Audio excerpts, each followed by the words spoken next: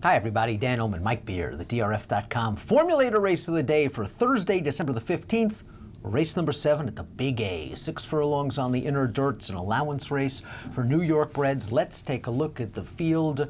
Remember everybody, free Formulator past performances on the event page, the Race of the Day event page on DRF.com. Download and follow along with us because this race has got a load of speed, especially down towards the rail with True Charm. Yeah, she's pretty fast down on the rail. The horse right to the post next to her, absolutely pretty fast. I mean, isn't Court Dancer just faster than these horses if they're looking for the lead with this horse? I mean, she's got plenty of gas. This horse, I don't know where she is form-wise. As a matter of fact, her most recent races, they leave a little to be desired, but if they want the front, she'll have the front. If they want the front with Court Dancer, they may make the front. I mean, True Charm is fast, but she's kind of turf fast, and her dirt form also leaves a lot to be desired, unless all of a sudden it rains at Aqueduct tomorrow because she has improved on a fast track. I just can't trust True Charm based on her current form. Yeah, I don't really want her on dirt, especially from this post position with other speed to her outside. I think she's a better turf horse. Absolutely, the number 2 is one of a couple of 3-year-olds in this race returning off a fairly long layoff. We have not seen Absolutely since she disappointed a little bit as an odds-on favorite in the Niagara Stakes. So when you watch that race at Finger Lakes, the pace didn't seem very fast, but she just hung on her left lead all the way down towards the lane. She left Finger Painter, the eventual winner, in long enough, and Finger Painter came and got her on the wire. Now, I thought the race before the Bowery was a good race for Absolutely, so I'm assuming maybe something went wrong during the running of the Niagara that precipitated this layoff. Her best races have come on the lead. Maybe a hot pace is too much off the bench. She's pretty good, and she's got some upside still for a very good trainer. Like you, I was disappointed with her last race, but I think she is better than that. The layoff, probably not a great thing for coming back in this kind of a race because she does want to be forward, and there's plenty of speed. Now, the number 3, she's already looked like a very promising 2-year-old last year for an extremely underrated trainer in Jimmy Ryerson. Started off her career with a couple of wins.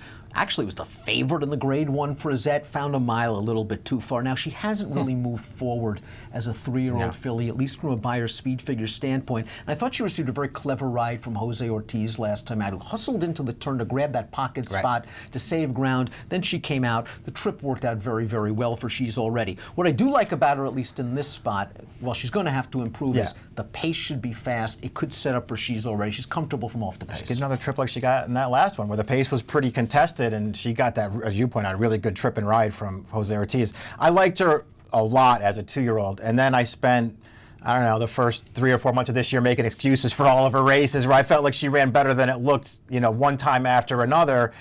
To me, she was so awful 2 starts back that I just felt like, you know what, I was just wrong about her. She hasn't improved at all this year, and you know, she's just a horse to avoid going forward. So of course she comes right back and she wins her next start in a race where I hated her chances in there. Listen, I guess that she could win. I didn't like her last time. I don't like her this time. The number 4 is My 4 Chicks, who has only raced once since February. And that was back on May the 1st. And she took on a good group that day at Belmont. I mean, Stormy Sky came back to run 3rd in the graded Vagrancy with an 86. Sweet Ray of Sunshine won at Monmouth with an 83. Rachel's Temper got really good, won at Belmont with an 86. So My 4 Chicks, a 4-year-old filly, fairly battle-tested with some backclass, has arguably faced better horses. That being said, I've never liked her. Yeah, I'm not a huge fan, but she's pretty good. I mean, you know, the layoff to me is the biggest concern for her because she came back just for that one start and she ran fine in that race. As you put a good field of horses there.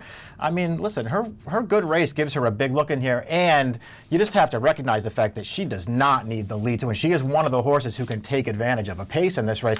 I think she's a big contender. I like somebody else in this race, but I think she's a contender, and I'm going to use her in the pick 4. I think her 4th in here in my top 4, and I will use her as a B in the pick 4. Tahoe Tigress to me is a little interesting because, as with My 4 Chicks, she's got a little bit of back class.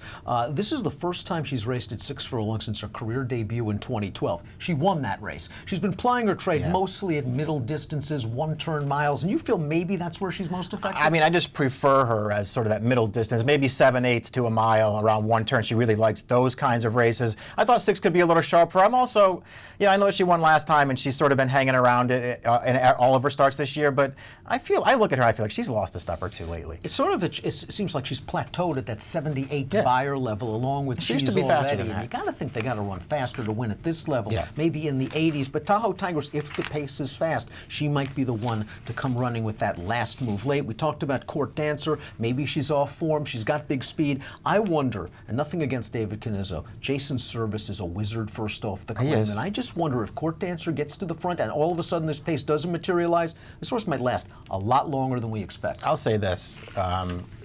To me, she has the best race. If she runs her best race, that I think she will beat this field. I don't know if she's going to be able to run that. She ran it at Saratoga that day in August. Right. Rudy dropped her in that day out of a bunch of stakes races. They put her right on the front, and she ran a 91, and she was good. Canizzo took her out of that race, and her form just totally fell apart. I mean, she didn't run a good race for Canizzo. Now she goes to the Service barn, and she put it Service great off the claim. Maybe he gets her turned around. If he gets her turned around, she probably wins. The key to this race could be the 7. Flattery Will Get You for trainer Linda Rice, because this is a 3-year-old filly. It looked like she was on her way to some nice things. A stakes winner 2 starts back, beating Absolutely. They threw her in the graded victory ride. She was in behind horses in upper stretch. She was far from embarrassed in her first start at the graded stakes level. But according to Dave Grenning on DRF Plus in his race advance, Flattery Will Get You has missed a lot of time due to an ankle chip, and who knows how she's going to come back. She's got an ideal post position and tracking style, however. I like this horse. I like the way that Linda had her improving from start to start earlier this year. It looked like she maybe had a bit of a future. She had traffic. It's noted in the short comment of the victory ride. They were taking a shot in there. I don't think the traffic cost her anything. I don't think she was getting anything in there, but she ran fine. If she comes back off the layoff, I suppose she's a contender.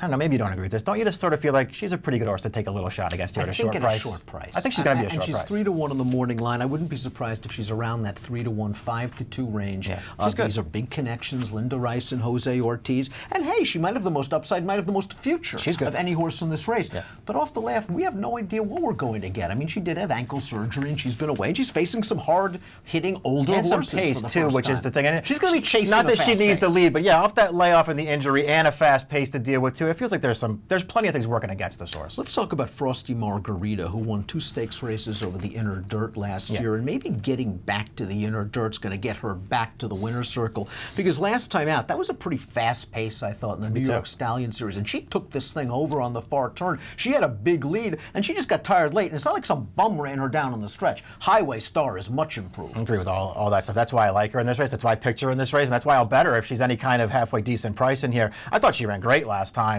and it's just, to me, shorter is better. 6 furlongs is really her ideal distance. They've tried a lot of different things with her, but she wants 6 and hopefully a fast track. And, her races are just good, and I just like she's outside, and she's got that sort of tracking speed. She's fast, but she doesn't need the lead. Last time she sat a little early. They went early and took that race over. It was probably too early. Now, if I wanted to play devil's advocate, I could say, like the Ryerson horse, this horse was a pretty good 2-year-old, early 3-year-old, and in her recent races, she hasn't exactly, at least from a buyer speed figure standpoint, gotten back to some of those races. Have we seen her best already? Yeah, I mean, I don't know. I don't think so, because I think she ran great last time off of that trip against that horse. But you're also talking about a horse who's come back this year as a 3-year-old, and there's 2 turf races. Distance. They tried to go a mile, and she'll never get a mile in a race. She caught a sloppy track in the Iroquois, and she got back to a better circumstance last time, and she ran great, I thought. I like her in this race. Highway Star came back to win the graded Go for One. Right. Not bad for a New York bred. Super Surprise ran just fine last Sunday in the Bay Ridge when she ran second with an 86 buyer. Yeah, Linda's got Zippity Zoom in here, and Zippity Zoom's got a little bit of speed. She's probably at her best tracking as she did 3 starts back. Boy, she was drifting out badly in the stretch that day, and since then, beaten favorite at Monmouth, long layoff. She could obviously improve off of her last start. I just think she found a really tough spot in New York breds. I agree with that. She's got a couple of figures that say she could be around it, but to me, when I look at her and I see those 81s, 82s from earlier in the year, I think that's probably the best that she can do, and I don't think that's going to get it done in here. But you're going to go right back to Rudy Rodriguez, who's having a heck of a year and a heck of a meet with Frosty Margarita, the number 8, 7-2 with Arad Ortiz. You play her to win at that price, or do you use an exotic? That's about the right price for me. I want to bet her to win in this. I think it's a wide open kind of race. I don't want to get too caught up trying to hook her up with other horses. I want to bet her at the right price. I'm going to take a small play on the 3. She's 5-1. I might need 6, though, to play her to win. I'm going 3-2, 7-4 in the 7th at Aqueduct. If you are playing this race and the entire Aqueduct Thursday card from home, $100 worth of free bets, $100 sign-up bonus, $25 free bet. It's all waiting for you. And all you have to do is sign up, drfbets.com/free bet for more information. Approximate post time for the 7th at Aqueduct is 3:14 Eastern. Good luck.